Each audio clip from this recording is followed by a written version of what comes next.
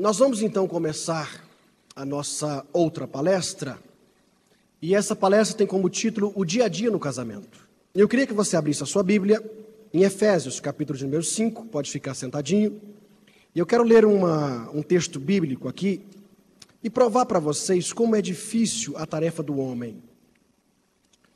Eu estava lendo um livro esses dias de uma psicóloga cristã, e ela comentava a respeito desse assunto, e isso de fato me trouxe uma nova visão a respeito da nossa tarefa como homens casados. Efésios capítulo 5, o verso 22 em diante, diz assim: Vós, mulheres, submetei-vos a vossos maridos como ao Senhor, porque o marido é o cabeça da mulher, como também Cristo é a cabeça da igreja, sendo ele próprio o salvador do corpo. Mas assim como a igreja está sujeita a Cristo, assim também as mulheres o sejam em tudo a seus maridos. Aí vem a questão dos homens. Vós, maridos, amai as vossas mulheres, como também Cristo amou a igreja e a si mesmo se entregou por ela, a fim de a santificar, tendo-a purificado com água pela palavra, para apresentá-la a si mesmo, igreja gloriosa, sem mácula nem ruga, nem qualquer coisa semelhante, mas santa e irrepreensível. Versículo 28. Assim devem os maridos amar as suas próprias mulheres, como a seus próprios corpos. Quem ama a sua mulher, ama a si mesmo, porque ninguém nunca aborreceu a sua própria carne. Antes, nutre essa carne e preza essa carne, como também Cristo a igreja, porque somos membros do seu corpo. E ele finaliza dizendo: Por isso, deixará o homem seu pai e sua mãe, se unirá à sua mulher, e serão os dois uma só carne. Olhando esse texto de forma mais superficial, é perceptível que a tarefa da mulher, primordialmente, é respeitar e ser submissa ao seu marido. Mas a tarefa do homem, ela é muito mais complexa. Porque diz a palavra de Deus que o homem tem que amar a sua esposa de uma tal forma que, se for preciso, ele faça um sacrifício de si próprio em favor dessa mulher. É como se Deus estivesse dizendo: Ei, homem, se for necessário, você se coloque na forca para deixar sua mulher viva. É como se Deus estivesse dizendo que a mulher tem um valor tão grande, em especial nessa questão da relação matrimonial, que o homem tem que viver com ela sacrificialmente, se isso for necessário. Então a tarefa de um homem casado passa, na verdade, a ser muito mais complexa e muito mais difícil do que a da mulher. Porque o homem tem determinadas responsabilidades que a mulher não tem. Agora é óbvio que nós não podemos desmerecer o papel da mulher. Até porque eu costumo dizer que não é fácil as mulheres aguentarem os seus respectivos maridos, porque homem é uma enjoeira, homem é enjoado mesmo, eu sei disso porque eu sou homem, e eu sei que na maioria dos relacionamentos matrimoniais, os meus amigos também são enjoados, e eu disse e repito, de vez em quando eu pergunto à minha esposa, como você me suporta? E ela sempre me diz: a graça de Deus na minha vida não é abundante, é super abundante, é um caminhão de graça que Deus me dá todos os dias, e eu acredito nisso.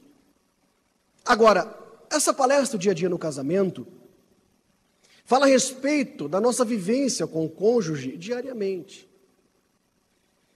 E eu imagino que alguns aqui já têm 5 anos de casados, outros já têm 10. Eu fiquei sabendo que tem um casal que já tem mais de 50 anos de casado. Poderiam ser meus avós. E já viveram muito a vida. Mas acontece que muitas pessoas, vivendo essa vida matrimonial, passam por um problema chamado rotina. E a rotina é aquilo que nós deixamos que aconteça na nossa vida, fazendo com que a relação ou o dia a dia permaneça sendo aquela mesmice, aquele negócio de sempre. Por exemplo, o camarada acorda pela manhã com a esposa, os dois tomam um café, ele sai para o trabalho, ela fica em casa. Ou então, às vezes, ela também sai para o trabalho. Eles voltam, às vezes, para almoçar em casa, ou então passam o dia fora, chegam no final do dia de trabalho. Quando chegam no final do dia de trabalho, tomam um banhozinho, comem alguma coisa, veem algum programa, dormem. No dia seguinte, eles acordam a mesma rotina. No outro dia, a mesma rotina. No outro dia, sempre a mesma rotina. E parece que já não se consegue mais sentir aquele gostinho agradável que o casamento tinha antes. Lendo um livro de um escritor norte-americano, ele disse, porque existe lá na América do Norte a cultura, que quando as pessoas se casam, ao saírem da igreja, eles lançam sobre os nubentes arroz. Algumas pessoas fazem isso também no Brasil, mas são pouquíssimas. Lá é tradição deles. E diz esse escritor norte-americano que normalmente as pessoas permitem que o romantismo, que o carinho, que o galanteio, que aquelas coisas tão gostosas que acontecem no período de namoro e noivado, seja tudo jogado no ralo, junto com aquele arroz que depois do casamento é varrido pelo zelador da igreja e lançado no lixo. Parece que junto com o arroz vai tudo aquilo gostoso que aconteceu antes. Porque de fato, depois que nós casamos, as responsabilidades são muitas, mas isso não é desculpa para deixar de viver uma vida agradável como se vivia antes. Mas aí a gente começa a inventar desculpas para dizer que a vida é de fato complexa, é difícil de ser vivida, cheio de fato de muita rotina. Mas eu queria dizer para você que a obrigação de não permitir que o casamento se torne uma rotina é minha e sua, é nossa como pessoas casadas. Nós é quem temos que fazer com que o casamento não se torne essa rotina entediante que muitos casamentos estão passando hoje, essa problemática toda. Eu, inclusive, um dia conversando com um amigo, ele disse: pastor, eu de vez em quando, para não deixar que o meu casamento fique na rotina, às vezes não tenho nem dinheiro para sair com a minha esposa para ir comer alguma coisa. Mas eu chamo a minha esposa, nem que seja para a gente dar uma voltinha ou 2 voltas no quarteirão de mãos dadas, para a gente poder conversar alguma coisa, uma trivialidade e tal, e a gente conversa. É tão gostoso, tão interessante. E de fato você não precisa de dinheiro para fazer com que o seu casamento saia da rotina. Um passeio no parque, um passeio no shopping, que quando muito você vai pagar um estacionamento de R$2. Mas eu estava ouvindo uma palestra de um palestrante também que ensina para casais, ele dizia o seguinte: que há homens que são tão pamonhas, mas tão pamonhas, que não têm coragem de convidar a esposa nem para comer uma pamonha, porque são pamonhas.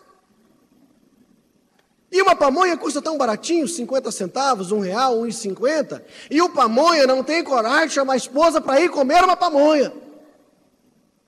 E uma ida à pamonharia para comer uma pamonha que seja de R$1,50, quebra a rotina. Um bilhetinho escrito e colocado no bolso de uma camisa, de uma calça, sei lá, da saia, onde quer que seja, quebra a rotina. Uma mensagem durante o dia quebra a rotina. Minha esposa, por vezes, me liga durante a semana. Às vezes eu estou correndo, resolvendo algumas questões, trabalhando, e ela me liga e diz: amor, eu disse: o que foi? Está precisando de alguma coisa? Não, só liguei para dizer eu te amo, e desligo o telefone. Isso é interessante, quebra a rotina. De vez em quando, nós estamos dentro da academia fazendo ginástica, ela fica de lá escrevendo mensagem do celular, eu estou do outro lado do salão de ginástica, ela está mandando mensagem para mim. Isso quebra a rotina. São coisas aparentemente simples que fazem uma grande diferença na relação. O simples fato de o marido todos os dias dizer à esposa: eu te amo, você está linda, você é bela, e etc., quebra a rotina. O simples fato de a mulher reconhecer quando o marido, no final do dia, pega o lixo, leva para fora, coloca na lixeira, ela diz: obrigado, meu bem, pelo teu favor para comigo. Isso quebra a rotina. São pequenas coisas. Há um outro livro que eu vou lançar também simultaneamente com Fidelidade Mental, que chama Colcha de Retalhos, que são as pequenas coisas do dia a dia. São as pequenas coisas que fazem grande diferença. Então a responsabilidade é minha e sua de não deixar que o nosso casamento perca aquele sabor gostoso. Não fique um casamento insosso, aquele negócio sem graça, sem doce, sem sal. Agora, é preciso entender que nesse dia a dia no casamento, nós vamos passar por uma fase chamada fase de adaptação. E essa fase de adaptação na relação matrimonial não dura 1 mês, não dura 2, não dura 5 ou 6, e muito menos 1 ano. Na minha opinião, a fase de adaptação, ela dura a vida inteira do casal. Porque a vida inteira que nós vivemos como casados, nós vamos viver uma vida de renúncia, de abdicações. E é interessante, observe isso comigo, é interessante que você pode namorar 1 ano, 5, 10 anos com a mesma pessoa, ficar noivo mais uns 5 anos, e só depois desses 15 anos você se casar. Mas você só vai conhecer essa pessoa de fato depois do casamento. É verdade ou não é? É verdade. Porque enquanto nós estamos namorando, tudo é tão bonitinho, tudo é tão gostoso, a gente não consegue ver defeitos na pessoa com quem a gente está namorando, ou com quem estamos noivos. Tudo são plumas e paetês, tudo são coraçõezinhos vermelhos pulsantes de paixão. Tudo são chocolates, flores perfumadas, tudo é muito bonitinho. A gente vê aquilo assim, nossa, mas que legal. A gente não consegue ver uma pessoa defeituosa, a gente vê uma pessoa cheia de benefícios, cheia de qualidades. É tudo tão bonito, mas depois que o casamento acontece, parece que a máscara cai. Aí nós começamos a revelar quem de fato nós somos. E é interessante que um psicólogo diz assim, que quando nós dizemos sim aqui nesse altar, não são apenas 2 pessoas que se casam, são 6 pessoas. Pastor, mas 6? Sim. São 3 casais que se casam aqui. O primeiro casal que se casa aqui nesse altar ao dizer sim, é aquela pessoa que eu, Fabiano, acho que eu sou, porque eu tenho uma ideia de quem eu sou. E aquela pessoa que a Flávia acha que ela é, porque ela também tem uma ideia de quem ela é. O segundo casal que se casa aqui no altar quando diz sim, é aquela pessoa que eu, Fabiano, acho que ela é, e aquela pessoa que ela, Flávia, acha que eu sou, porque eu faço uma ideia dela, ela faz uma ideia de mim. Agora, o terceiro e real casal que se casam aqui nesse altar quando dizem sim, é aquela pessoa que de fato eu sou, mas não sei que sou, e aquela pessoa que ela é, mas não sabe que é. Porque a gente só se revela depois de casado. E o pior de tudo é que o casamento traz consigo um problema sério, que é o fato de nós passarmos a não mais vermos as qualidades da pessoa amada e apenas os defeitos. E nós transformamos o casamento num campo minado. Campo minado é aquele campo em que um exército ou uma tropa coloca minas terrestres ali escondido debaixo da terra, para que o exército inimigo, quando passar por ali, seja a pé ou por um veículo motorizado, possa aquela bomba ser armada e explodir. Se não matar, pelo menos aleja. No casamento, às vezes, é assim. A gente coloca bombas para o cônjuge pisar. Aí o cônjuge pisa, você olha para ele, aponta o dedo bem no nariz e diz: eu sabia que você ia pisar aí. Eu sabia que você ia errar. Eu sabia que você ia voltar nesse mesmo erro. Eu sabia que você ia fazer isso. Porque depois do casamento, a gente já passa a não mais ver tanto as qualidades. Nós só vemos os defeitos. E é óbvio que nesses anos de casamento, no dia a dia, nessa fase de adaptação, nós somos surpreendidos pelo cônjuge. Em um determinado momento, o cônjuge vem e nos faz algo tão agradável que você pensa: puxa, nunca esperava que ele ou que ela fizesse isso por mim ou para mim. Que legal, que interessante, glória a Deus, aleluia. Mas outrora pode acontecer que de repente ele ou ela surpreenda o outro com uma atitude extremamente negativa, extremamente pejorativa, complexa para o casamento. Porque, na verdade, na medida que vamos convivendo com a outra pessoa, nós vamos nos revelando. E é interessante que a Bíblia diz no Gênesis que o homem e a mulher deveriam coabitar. Essa palavra coabitar tem pelo menos 2 significados de forma bem simplista. A primeira delas, que é a palavra bíblica, é ter relações íntimos sexuais para que possa haver descendência para esse casal. E também para que eles possam se suprir dentro das suas necessidades sexuais. Mas a outra designação do termo coabitar é habitar em comum. E é por isso que eu digo que a relação matrimonial é uma relação, uma vida cheia de renúncias. Que nós vamos ter que renunciar todos os dias para viver bem com essa pessoa. E é difícil renunciar. Eu sei que é, porque eu sou casado, eu sei disso. Mas cotidianamente eu tenho que renunciar para viver bem com a Flávia. E ela tem que renunciar para viver bem comigo. Senão a gente não vive uma vida satisfatória, nem para mim e nem para ela. Não é agradável a gente fazer renúncias, mas é necessário renunciar. Olha, nós fomos criados por pessoas diferentes. Eu costumo dizer, por exemplo, que eu e a Flávia somos 100% diferentes em tudo.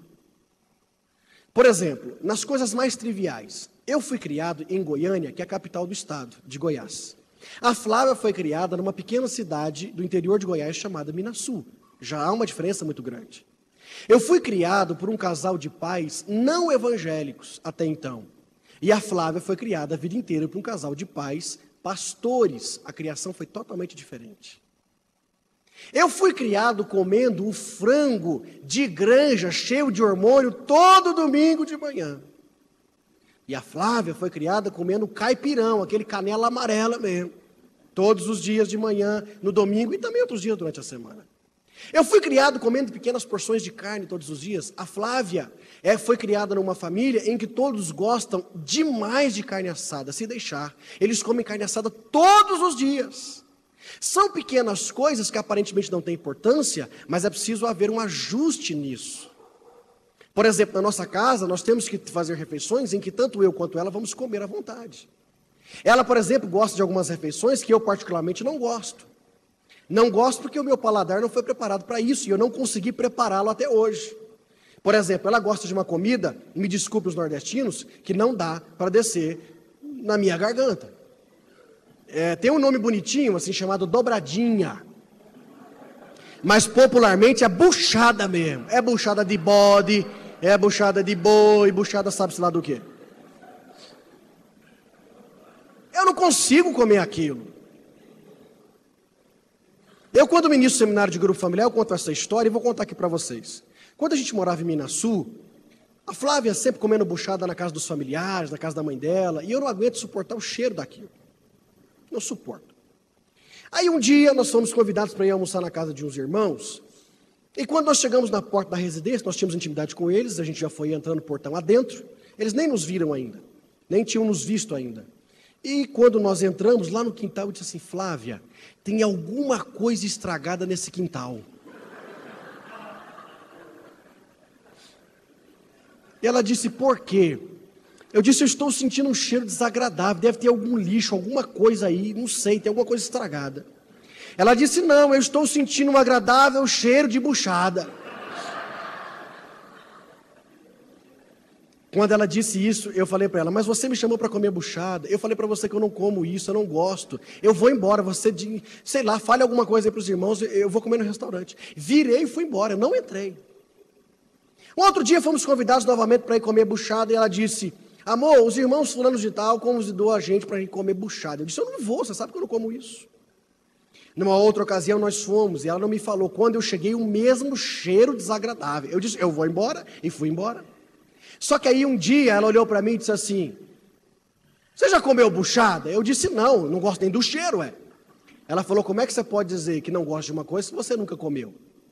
Aí eu fiquei com vergonha. Aí na próxima ocasião eu fui comer a buchada. Ai, irmão, mas que sacrifício.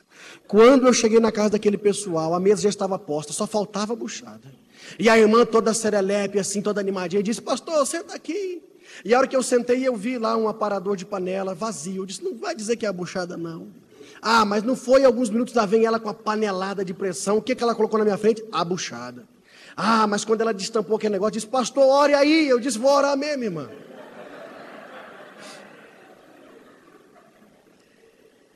Eu disse, Deus tem misericórdia, faz com que esse trem desça redondo, quadrado, não vai. E ela disse, pastor, eu vou lhe servir. Eu disse, irmã, não, pastor, eu te sirvo. E ela me deu um prato fundo e colocou assim umas 2 ou 3 colheres fundas assim naquele negócio e colocou no meu prato. Olha que eu olhei aquilo, eu disse, Jesus, não vai. Mas peguei a colher, disse a Flávia que ia experimentar. Quando eu coloquei aquela buchada na boca, irmão, aí eu vi que o trem desceu quadrado. Que coisa ruim aquele negócio. Mais uma vez, desculpe os nordestinos, mas não vai. Eu prefiro comer quiabo babendo.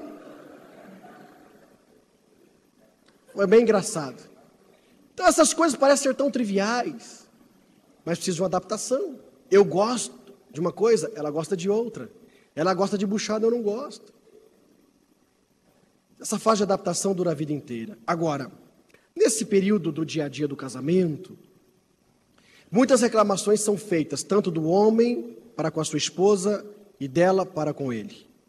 E é óbvio que quando uma reclamação é feita, é porque nós queremos agir com uma atitude de autodefesa. Você se autodefende, não vou reclamar dela porque ela é que está errada. Eu vou reclamar dele porque ele é que está errado. A gente nunca vê os próprios erros. Por isso que a Bíblia diz, no Sermão da Montanha, que você primeiro tem que ver a trave que está no seu olho, aquela madeira grossa que está diante de você, atrapalhando a sua visão, ao invés de ficar olhando só o cisquinho que está no olho do seu irmão. Nesse caso, você tem que ver primeiro os seus defeitos, para depois ficar olhando os defeitos do seu cônjuge. E aí, nessa atitude de autodefesa, nós estamos declarando, na verdade, que nós não queremos mudar. Nós não queremos ceder para o bem da relação. E aí acontecem, então, os grandes problemas. E aí eu vou citar alguns probleminhas, algumas reclamações que me foram feitas durante esses 9 anos que ministro para casais.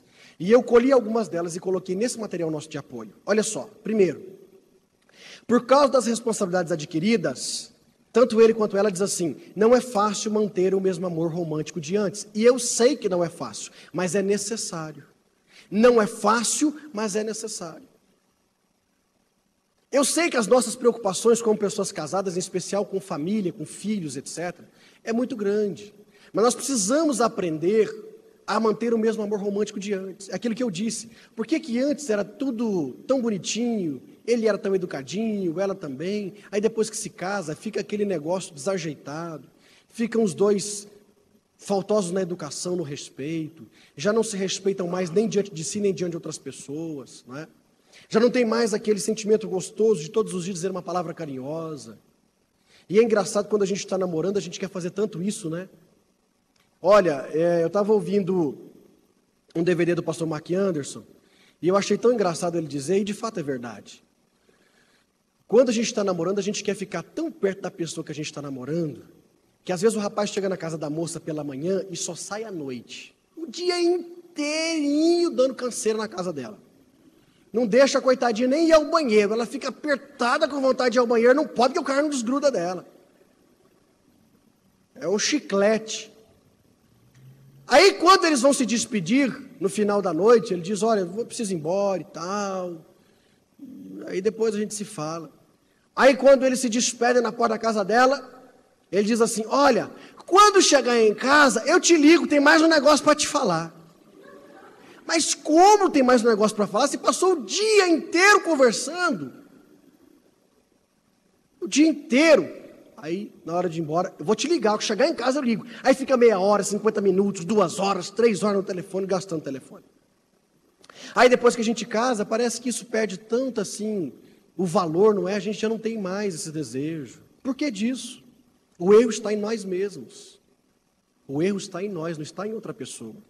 Nós é que temos que lutar para não permitir que o casamento se torne essa coisa desagradável assim. Segundo, ele não diz mais que me ama porque sabe que eu sei disso. Isso aqui é reclamação de mulher. Eu já afirmei e repito, não adianta um homem chegar para uma mulher e dizer, eu não digo que te amo porque você sabe que eu te amo. Isso não convence mulher nenhuma. O homem pode ter ouvido que a mulher o ama apenas no dia do casamento, já se passaram 20 anos, ele não está nem preocupado, porque sabe que a mulher ama mesmo. Mas a mulher tem que ouvir isso de preferência todos os dias. São as 3 palavrinhas que as mulheres mais gostam de ouvir. Eu te amo. Porque a mulher é emotiva, gosta de ter esse sentimento aflorado. Eu não recebo elogios. Não é só a mulher que reclama por não receber elogios, o homem também reclama. Porque se a mulher se veste, se comporta, se penteia, se escova, sei lá, passa perfume, para o marido também se prepara para ela. Pelo menos deveria ser assim. Na minha casa, por exemplo, na minha relação matrimonial, eu me preparo para minha esposa, porque diz Paulo que agora como casado, eu não pertenço a mim, eu pertenço a ela e vice-versa. Eu não mando em mim, ou seja, o meu corpo é dela e o corpo dela é meu. Mas aí o camarada também se prepara, compra uma roupa nova, um perfume novo, faz um penteado diferente, sei lá, alguma coisa. E a mulher nunca olha para dizer assim, meu bem, hoje você está um gatão. Nunca fala nada assim para o marido, o camarada fica com desejo de ouvir alguma coisa gostosa e não ouve. Então, mulher, elogie o seu esposo também. Muitas vezes o marido quer que a esposa veja tudo o que ele faz, e na maioria das vezes quer receber até elogios, quer que ela aceite sem opinar, mas o que a esposa faz nunca é notado. Aquilo que eu disse. O marido nunca olha para a esposa para dizer assim, obrigado pela comida que você faz para mim, obrigado pela roupa que você lava e passa, obrigado por cuidar da minha casa, obrigado por cuidar dos meus filhos, obrigado por me aguentar, obrigado por me suportar. A camarada nunca fala isso para ela nunca fala para ele. Vai ficando um negócio desagradável, não é? Ele ou ela sempre trata os outros melhor do que eu, é uma reclamação constante. Olha, queridos, deixa eu contar um caso para vocês. No meu primeiro ano de casado, eu disse a vocês e repito, morava em Minaçu. E um dia eu cheguei em casa muito nervoso, com muitas questões, coisas de ministério. E quando nós estamos casados, nós cometemos o erro gravíssimo de colocar o cônjuge como escudo, aliás, como alvo. Nós colocamos o cônjuge como alvo e nós lançamos todos os dardos que a gente pode lançar. E são dardos normalmente inflamados. Não pelo maligno, talvez, mas são inflamados. E eu cheguei nervoso em casa e eu encontrei a Flávia tão bem. E eu olhei para ela e disse, é você mesmo, pensei comigo. E descarreguei tudo em cima da Flávia, tudo. E eu tenho uma mulher, e posso testemunhar isso diante de vocês, que é uma bênção na minha vida. A Flávia é uma mulher especial demais. Nesses 10 anos de casamento, Flávia nunca levantou a voz para mim. Flávia nunca reclamou de uma situação difícil que passamos. Nunca exigiu nada de mim. Nossa relação é muito saudável. E ela ouviu tudo que eu estava dizendo caladinha. Não levantou a voz, não me distratou, ficou caladinha. E eu falei uma porção de bobagens. Quando eu terminei, ela só olhou para mim e disse, você terminou? Eu disse, sim, terminei. Ela disse, então você me dá licença. E ela foi para o quarto. E eu fui para o meu escritório, que era do lado do quarto. E do meu escritório, eu ouvi a Flávia chorar. E ela chorou por mais ou menos uma meia hora, 40 minutos, sem parar. E eu fiquei com remorso daquilo, mas não quis ir lá para pedir perdão. Eu reconheci o erro, mas não tive coragem de pedir perdão. Depois de passado umas 2 horas ou 3 horas, ela foi até o meu escritório e disse assim, a gente pode conversar um pouquinho? Eu disse, podemos. Eu já sabia o que era, mas não queria admitir. Podemos conversar sim. Ela disse, quero te fazer algumas perguntas. Você teria coragem de tratar o meu avô, que é pastor da nossa igreja, presidente do campo de Minasul, e também é seu avô por afinidade, da mesma forma que você me tratou? Eu disse, claro que não, eu respeito seu avô. Tá bom. Você teria coragem de tratar o meu pai, que é vice-presidente do campo de Minasul, que além de ser seu sogro, é por você considerado um pai também por afinidade? Eu disse, claro que não, eu respeito o seu pai. Você teria coragem de tratar o seu pai ou a sua mãe como você me tratou? Eu disse, claro que não, eu respeito os meus pais. Você teria coragem de tratar um amigo como você me tratou? Eu disse, claro que não, eu respeito os meus amigos. Ela disse, pois então a partir de hoje você vai me respeitar muito mais do que você respeita todas essas pessoas. Porque quem aguenta você todos os dias sou eu.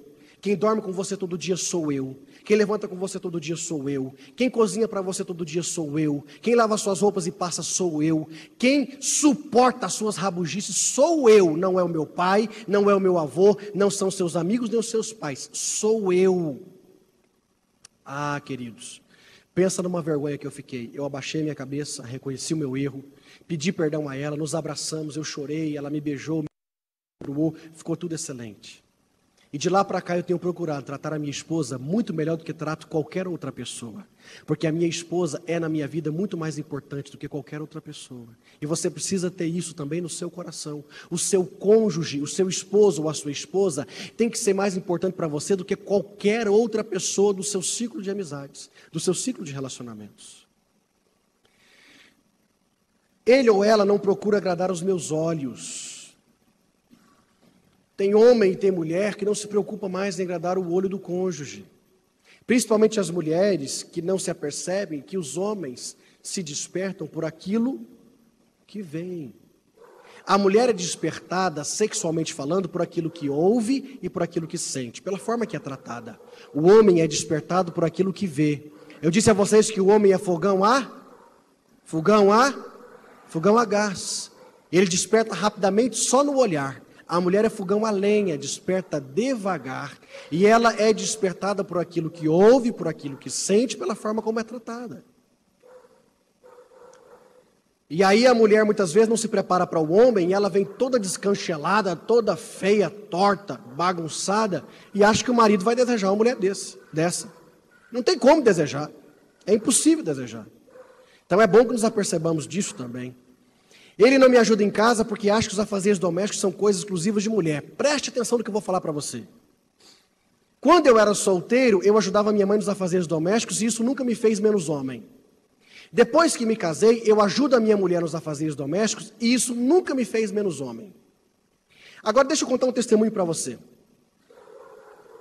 Um dia no encontro de casais, nós ministramos uma palestra bem interessante nessa área. Na verdade foi um encontro inteiro, foi um final de semana. Sexta-noite, sábado-noite, domingo o dia todo. Aí um casal amigo nosso participou do encontro de casais. Foi muito legal, foi muito interessante. No dia de domingo, que foi o encerramento do seminário, eles chegaram em casa e muito cansados, e tinham passado o final de semana na igreja, e eles trabalhavam muito durante a semana, e de fato estavam muito cansados, não queriam mexer com nada de casa, nem cozinha, nem os outros lugares da casa. Não, deixa que a gente resolve isso amanhã, segunda-feira.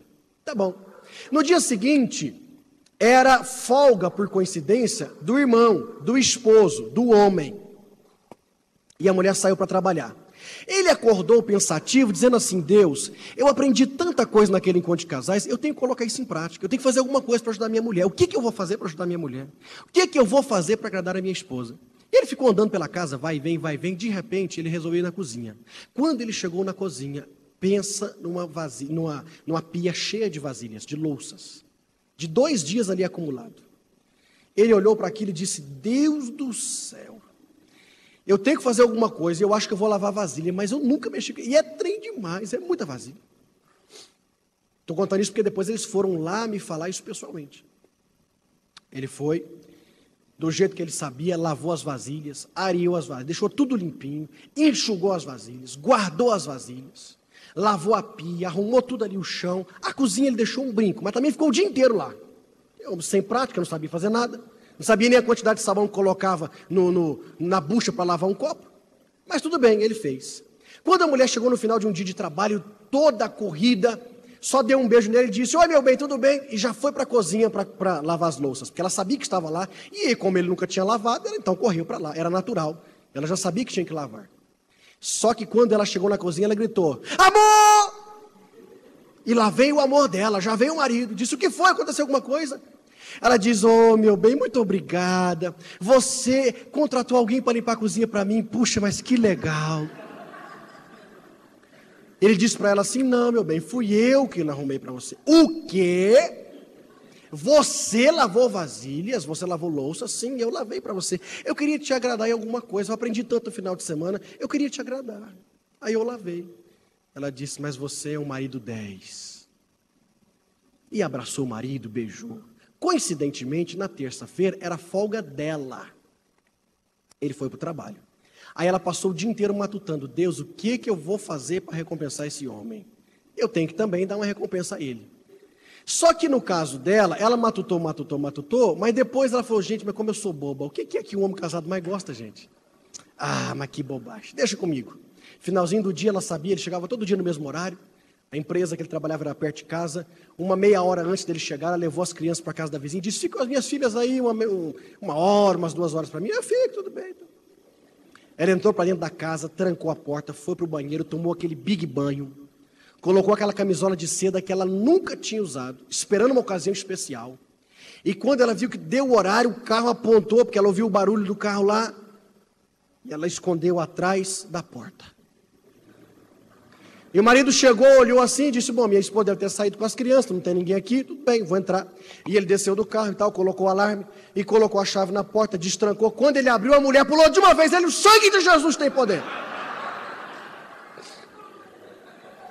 É óbvio, né? O camarada chega em casa, acha que a casa está vazia, alguém sai de trás da porta e pula de uma vez. O camarada quase tem um infarto, não é? E ela disse para ele assim: não se preocupa não, sou eu. E ele disse: ai, você vai me matar desse jeito. Ela disse: vou mesmo, mas daqui um pouco. E sabe o que essa mulher fez? Arrancou a chave da fechadura ali, da chave, colocou por dentro, bateu essa porta, pegou esse homem aqui pela camisa dele, jogou esse homem na porta e disse: hoje eu vou te mostrar como é que uma mulher tem que fazer com um homem. Irmãos, eles me contaram, assim, tete a tete. Ele falou assim para mim: pastor, ele olhou para ela assim, desconfiadinho: pastor, essa mulher quase me virou do avesso.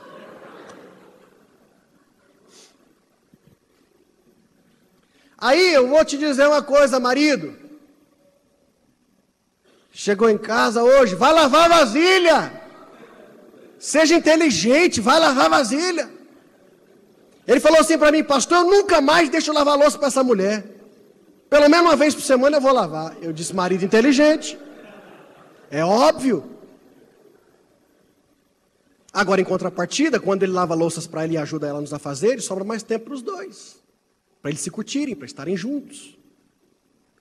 E vou dizer mais: quando você estiver lá naqueles momentos assim mais agradáveis, chame o seu marido, a sua esposa, de preferência ela, chame ele, de um nome assim mais feroz. Né? Meu tigrão. Se ele for bem branquinho assim, você chama meu lagartixão. Ou então faz igual um camarada. Um dia eu estou ministrando um encontro de casais e eu estou falando sobre isso. O cara levanta lá no meio assim e diz assim: pastor, eu quero ser chamado de meu pebão. Mas é porque o apelido dele era Pebinha. E eu não sabia disso. E todo mundo Pebinha. Ele disse: eu quero que a minha mulher me chame de meu pebão. Não Não sei, chame ele do que você quiser, mas desde que isso seja bom para vocês, né? Olha só, eu gosto muito de ordem em casa, mas a minha mulher é desleixada. Cuidado, mulheres. Tem muitos homens por aí querendo trocar de esposa porque a esposa dele parece uma porquinha em casa. Minha mulher se aproveita de mim quanto aos afazeres domésticos. Aí é que já é o outro lado da moeda. É aquela mulher que quando não quer fazer nada, tá assim querendo ficar só à toa, diz assim, meu bem, se você lavar louças hoje, você sabe o que vai ter, né? Você já sabe. Aí já é um outro lado, não pode fazer isso, não pode aproveitar do marido, não é? Ele me critica muito e reclama muito do meu trabalho. Eu sempre digo assim, vamos fazer uma troca? Vamos trocar o serviço do esposo pelo da esposa e vice-versa, pelo menos por um período de 30 dias? Principalmente se a mulher trabalhar só em casa, eu duvido que tem homem que aguenta. Olha, nesse ano de 2007 agora, pastor Isaías Negrão, meu sogro, viajou no mês de janeiro com a Flávia, ficou 20 dias fora. Eu não podia, que eu tinha uma série de seminários para ministrar. Olha, no 5º dia eu liguei, eles estavam no estado do Piauí, eu liguei para a Flávia chorando, literalmente em lágrimas, eu disse, vem embora pelo amor de Deus. Primeiro que eu estava com muita saudade, segundo que eu já não estava dando conta mais de mexer com casa. E a minha casa é pequenininha, um apartamentozinho. Por fim, eu levei televisão para dentro do quarto, levei tudo que eu usava para dentro do quarto, para não ter que ir nos outros cômodos do apartamento, para não sujar, para eu não ter que limpar depois. Esse negócio de limpar chão, de varrer, de passar pano, de limpar móvel, de lavar vasilha, enxugar vasilha, guardar vasilha, lavar roupa, passar roupa, fazer comida, lavar louça, é uma canseira que o homem parece que não foi feito para isso mesmo. A gente parece que não dá conta de fazer igual a mulher faz. Pedro, na sua primeira carta, diz que a mulher é a parte mais frágil da relação. Na minha opinião, a mulher é a parte mais frágil no que se relaciona às emoções, porque no físico, na minha opinião, a mulher é muito mais forte. Homem não pode cortar o dedo que vai para a cama, que é os cuidados da esposa.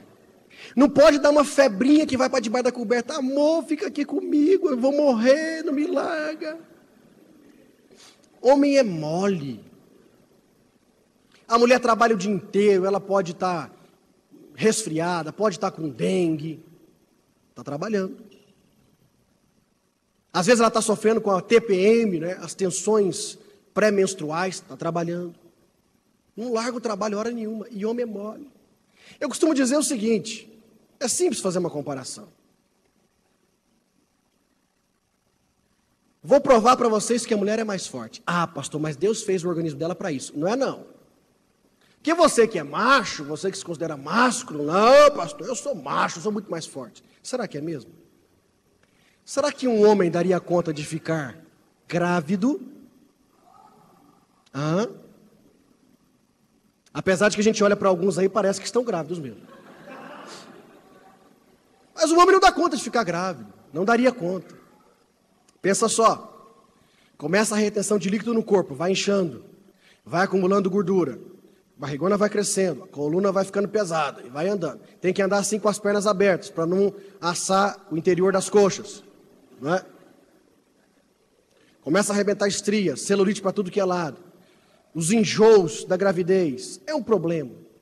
O pior de tudo vem depois, o parto. Já imaginou um homem grávido para ter neném? Normal não podia ser, né? Teria que ser cesárea. Agora já imaginou aquele homão deitado lá, e o médico cortando a barrigona dele, corta um, corta dois, até chegar no útero. Chegou no útero, deu um nenê, aí suturou. A hora que o médico tira o nenê, o pediatra pega e diz, é a cara do papai.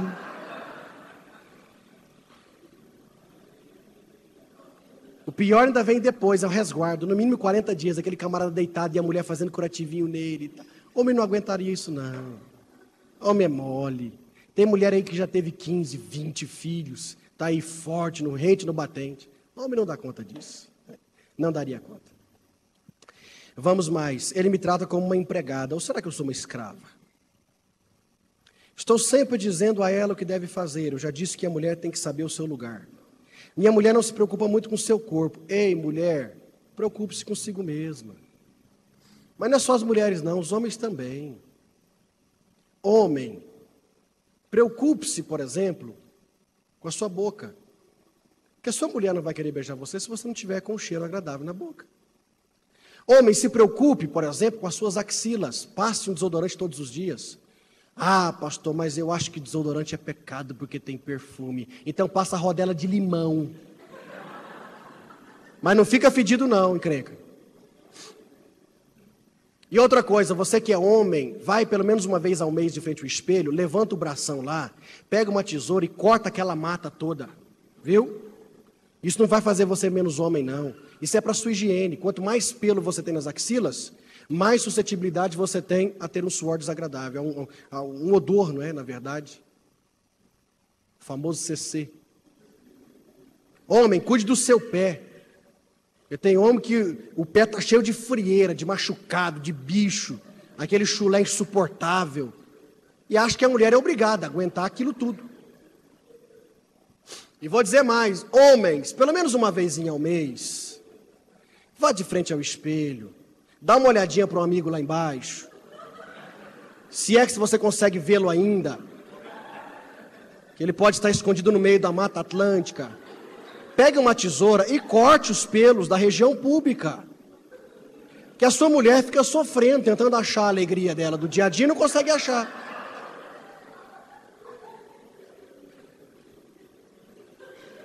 Isso é higiene. Irmã, pelo amor de Jesus, cuida do cabelinho.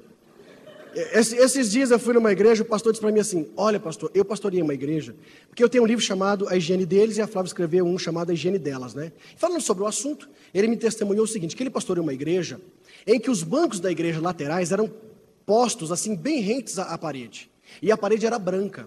Ele disse que as irmãs do lado delas, do lado das mulheres, ele tinha que pintar a parede de 3 em 3 meses, porque onde elas colocavam a cabeça ficava a mancha do óleo.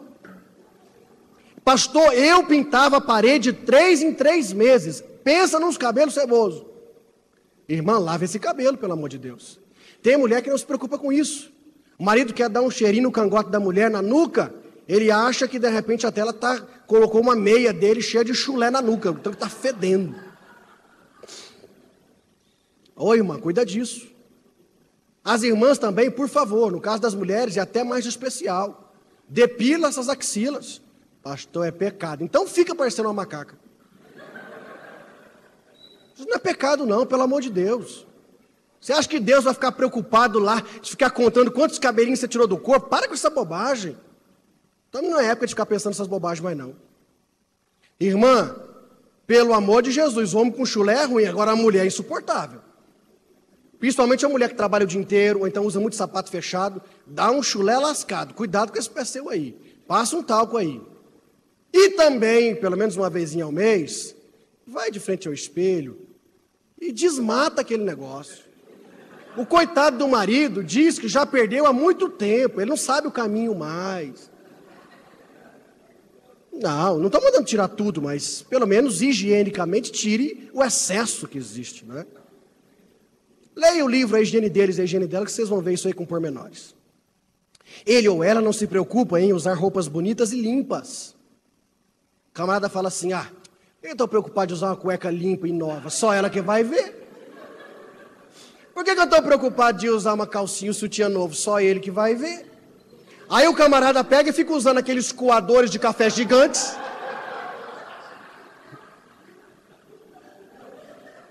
Coador de café gigante. E o pior de tudo, sem elástico, tem que ficar segurando aqui. Ó, agarrado aqui, parecendo uma fralda geriátrica. Isso quando a encrenca do coador não é tudo furado. Fora isso, tem uns que tem freada, não é de pneu de bicicleta não, é de caminhão truco. E o cabra é tão pouco que ele usa hoje, toma banho, vira do avesso e veste de novo. Cabra ruim, rapaz.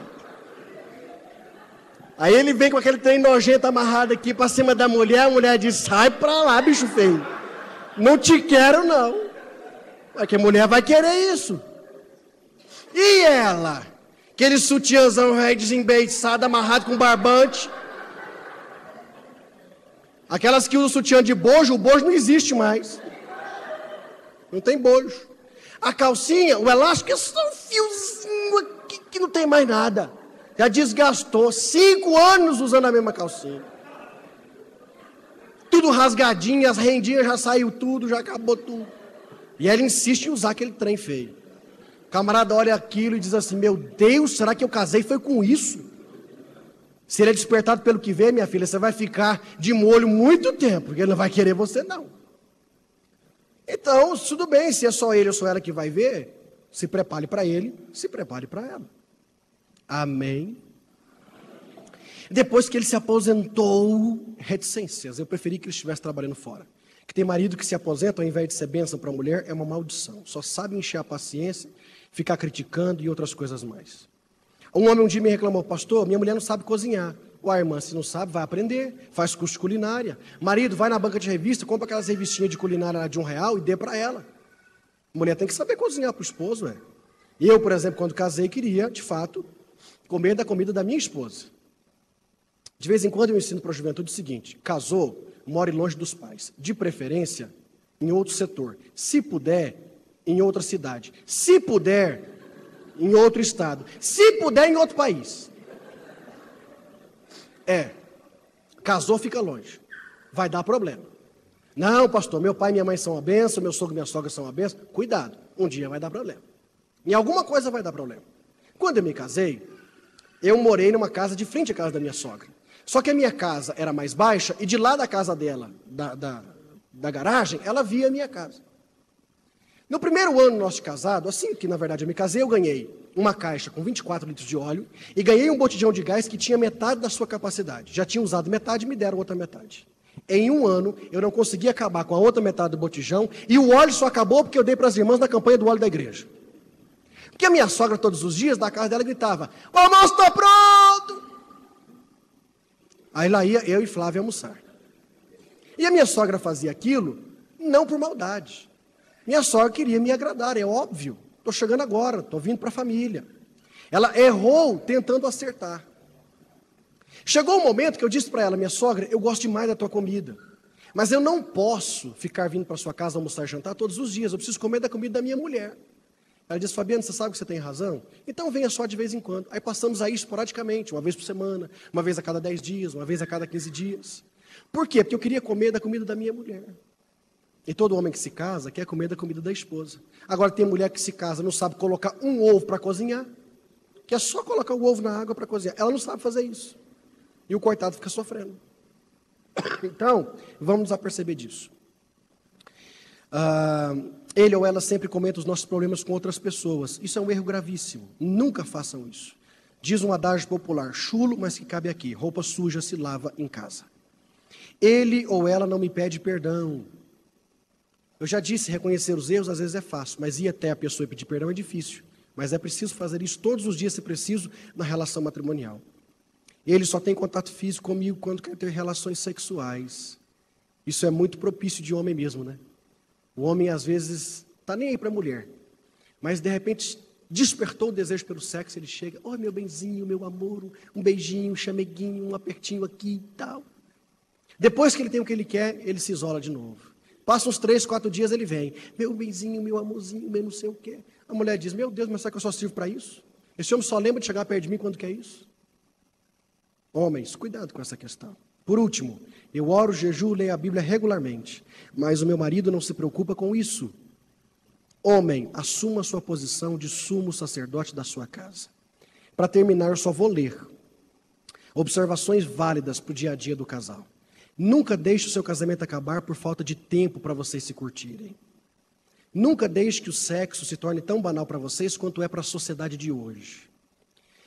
A confiança entre vocês tem que ser inviolável e inquebrável. Ninguém pode entrar na relação de vocês. Eu costumo dizer que casamento é uma sociedade limitada só de 2 sócios.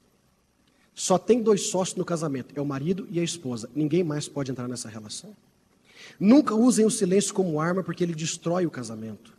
Não deixe que os almoços e encontros familiares regulares sejam instintos da vida de vocês. E por último, marido, cuidado. Muitas vezes a sua esposa é um poço de mágoas e ressentimentos, porque você a fez assim. Amém? Vamos orar? Feche seus olhos. Meu Deus, em nome de Jesus, eu quero te agradecer porque estamos na tua casa. E eu quero te dizer que nós todos aqui nessa noite Estamos felizes porque temos uma vida matrimonial alegre, saudável, mas queremos melhorar mais. É óbvio que nós temos errado muito nesse dia a dia no nosso casamento. E nós queremos que as coisas sejam bem diferentes para melhor. Portanto, nos ajude, nos dê graça, nos dê condições de entendermos mais o nosso cônjuge para que nós sejamos pessoas que realmente vivam uma vida feliz e abundante, como é a proposta do Senhor na palavra para todos nós. É a minha oração em nome de Jesus. Obrigado, Deus lhes abençoe e até a próxima palestra.